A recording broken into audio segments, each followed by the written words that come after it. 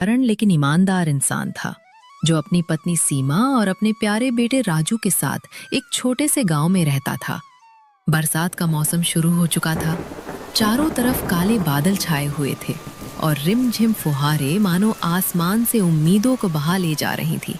वहीं दूसरी ओर उसी गांव के अमीर हिस्से में एक आलीशान कोठी में रानी और उसका पति सौरभ रहते थे।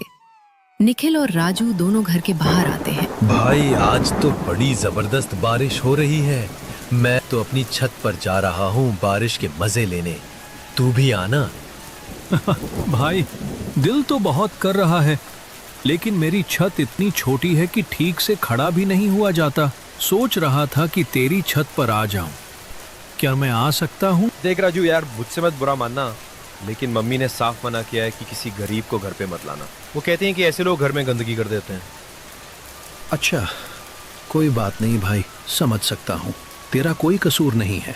जब घर वाले मना करते हैं तो मजबूरी होती है। निखिल अपनी छत पर नहाने चला जाता है और राजू अपने घर आ जाता है। पिताजी, आप छत को ठीक क्यों नहीं करवा लेते? हर बार बारिश में यही हाल हो जाता है। हर तरफ पानी ही पानी भर जाता है। बेटा, मैं भी जानता हूँ कि छत की हालत बहुत खराब है, लेकिन अभी इतने पैसे नहीं है कि मैं इसे ठीक करवा सकूं।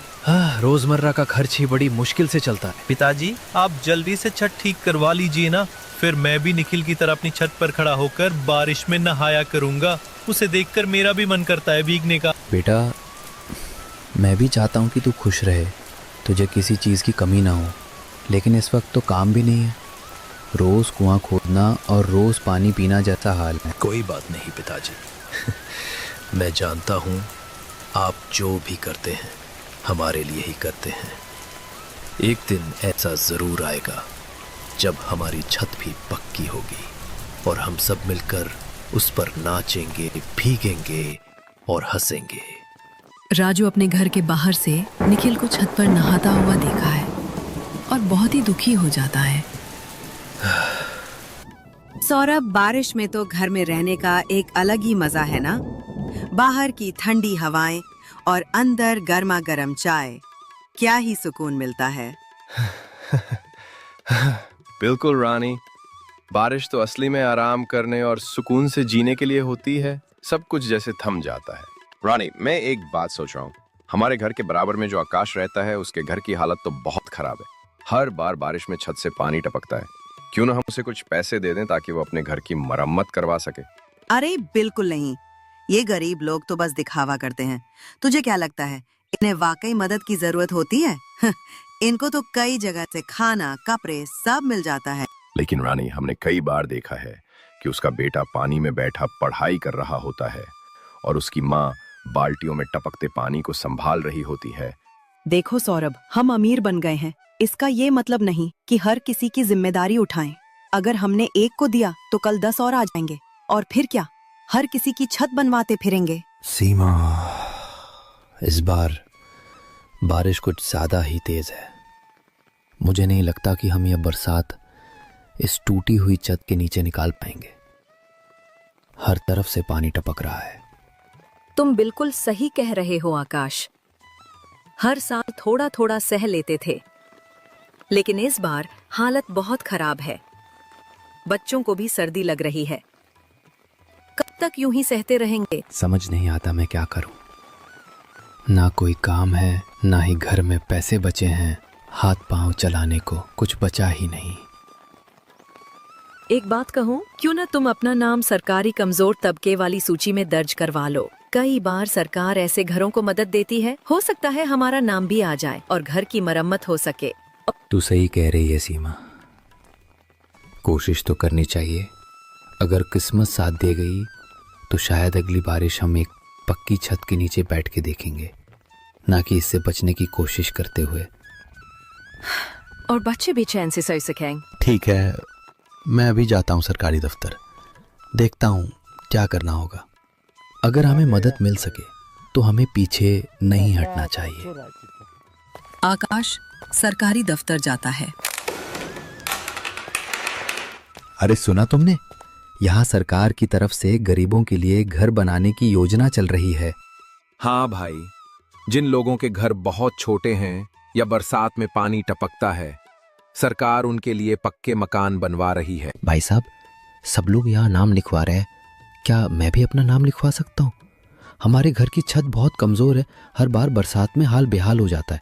हाँ हाँ बिल्कुल, ये योजना उन्हीं लोगों के लिए है जो वाकई जरूरतमंद है। आप अपना नाम, पता और जरूरी जानकारी बता दीजिए। तो आप मेरा भी नाम लिख दीजिए। क्या पता इस बार मेरे घर का भी नाम आ जाए और हमारे सिर पर भी एक पक्की छत हो जाए। ठीक है, मैं तुम्हारा नाम दर्ज कर रहा हूँ। जैसे ही तुम्हारा नाम स्वीकृत होगा, तुम्हारे घर पर लोग आएंगे सर्वे करने और फिर निर्माण का काम शुरू हो जाएगा। बहुत बहुत धन्यवाद भाई साहब, आपने मेरी उम्मीद जगा दी। सीमा को ये खबर सुनाकर वो कितना खुश होगी। राजू अपने घर के बाहर आता है और रानी के घर के बाहर खड़ा होकर रानी से बोलता है, आंटी, क्या मैं आपकी छत पर जा सकता हूँ? मैंने कभी इतनी ऊंची छत नहीं देखी।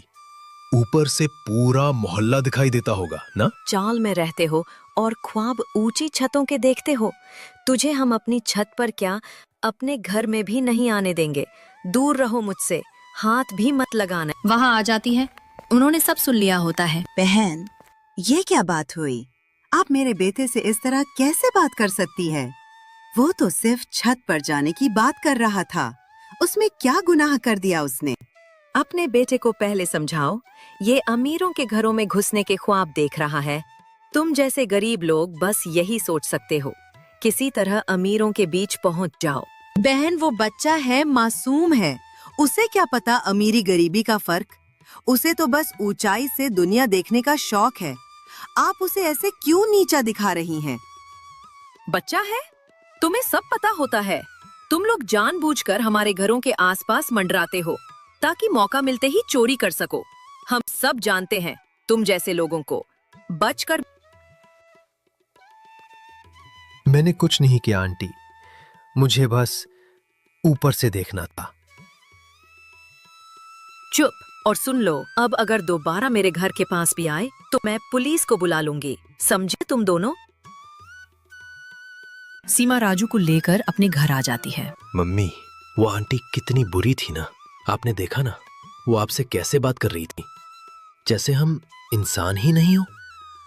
बेटा, ये सब अमीर लोग अक्सर गरीबों से ऐसे ही बात करते हैं।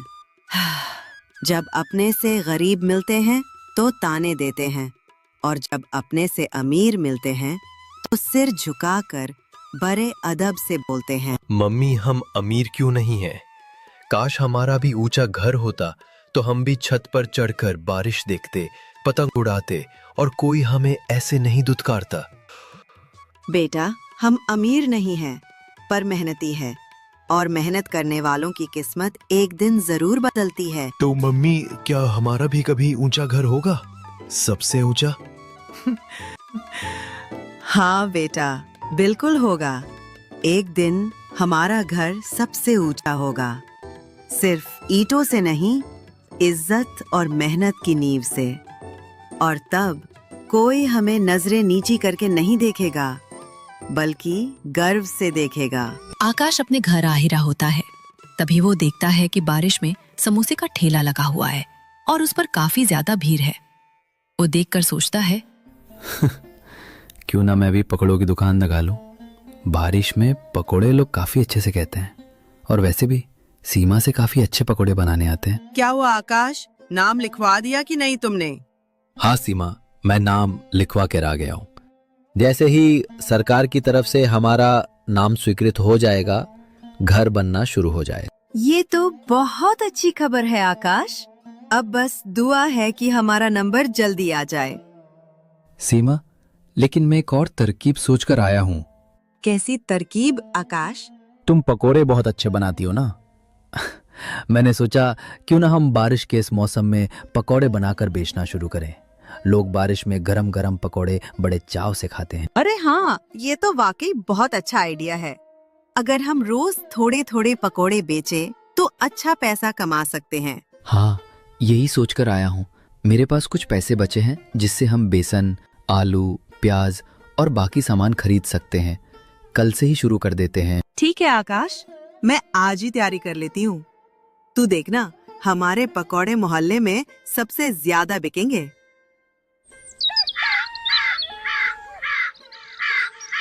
आकाश ने जब देखा कि बारिश की वजह से मजदूरी मिलना मुश्किल हो गया है, हर आते जाते राहगीर को मुस्कुराकर बुलाता। गरम गरम पकौड़े हैं, बारिश में चाय के साथ मजा आ जाएगा। लेकिन लोग उसे नजरअंदाज करके आगे बढ़ जाते। कुछ लोग तो बिना देखे ही चले जाते, तो कुछ उसका मजाक उड़ाकर निकल जाते। शाम होने पर चुपचाप वापस घर लौट आता है। क्या हुआ आकाश, कुछ पकोड़े बिके नहीं क्या? नहीं सीमा, पूरा दिन बीत गया लेकिन एक भी ग्राहक नहीं आया। मुझे तो लग रहा है कि हमारा ये आइडिया भी फेल हो जाएगा। शायद इस बारिश में हमें यूं ही गुजारा करना पड़े। देखो आकाश, हार मानना आसान है, लेकिन लड़ते रहना ही असली जीत है। हमें एक दिन में उम्मीद छोड़ने का हक नहीं है।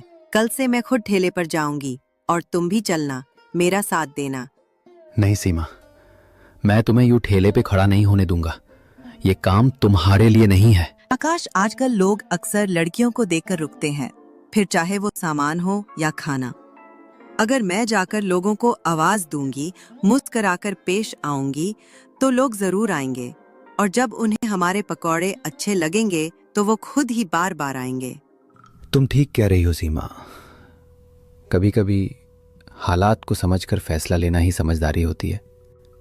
ठीक है, कल से तुम ही चलो, मैं साथ रहूंगा, तुम्हारे पीछे, तुम्हारे हर कदम में। बस आकाश, यही साथ चाहिए मुझे। मेहनत हम करेंगे, लेकिन जीत हमारी जरूर होगी। कल का सूरज हमारे लिए कुछ अच्छा लेकर आएगा।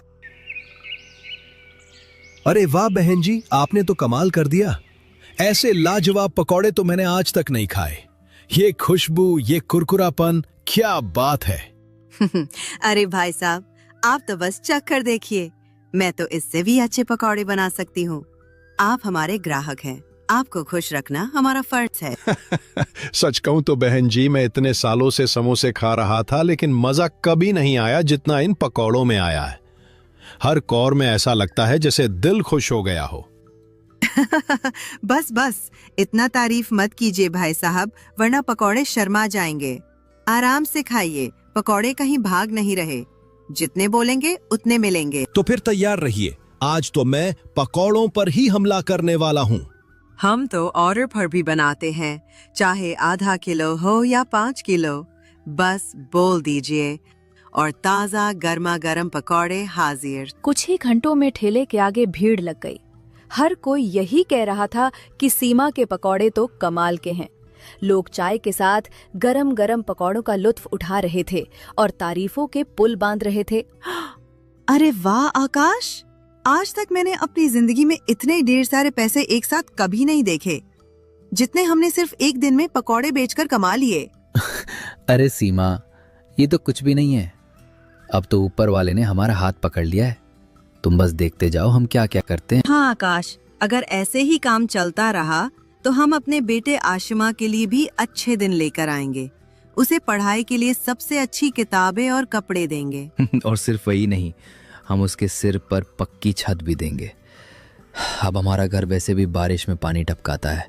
हर साल टोकरी रख रख कर पानी रोकते रोकते थक गए हैं। पता नहीं सरकार हमारा घर बनाएगी या नहीं। वादा तो बहुत करती है, पर काम बस कागजों में ही रह जाता है। इसी दौरान एक और चमत्कार हुआ। जिस सरकारी योजना के तहत आकाश ने घर बनाने के लिए नाम लिखवाया था, उसका नाम सूची में आ चुका था। भाई साहब, यहाँ कोई आकाश नाम का रहता है? जी, मैं ही आकाश हूँ साहब। कुछ गलती हो गई क्या? नहीं नहीं, गलती नहीं, खुशखबरी लेकर आए हैं। हाँ, आप ही ने प्रधानमंत्री आवास योजना में फॉर्म भरा था ना? जी साहब, कुछ महीने पहले जाकर दफ्तर में फॉर्म भरा था। तब तो बस उम्मीद ही थी, सोचते थे शायद कभी हमारा भी नंबर आ जाए। तो सुनिए आकाश जी, आपकी मेहनत, आपकी ईमानदारी और आपके सब्र का फल मिल गया है। आपका नाम इस बार की स्वीकृत लिस्ट में सबसे ऊपर है। कल से आपके लिए 3 मंजिला पक्का मकान बनना शुरू होगा, वो भी सरकारी सहायता से। क्या क्या सच में साहब, मेरा नाम आ गया? 3 मंजिला मकान? क्या आप मजाक तो नहीं कर रहे? नहीं आकाश, ये कोई मजाक नहीं।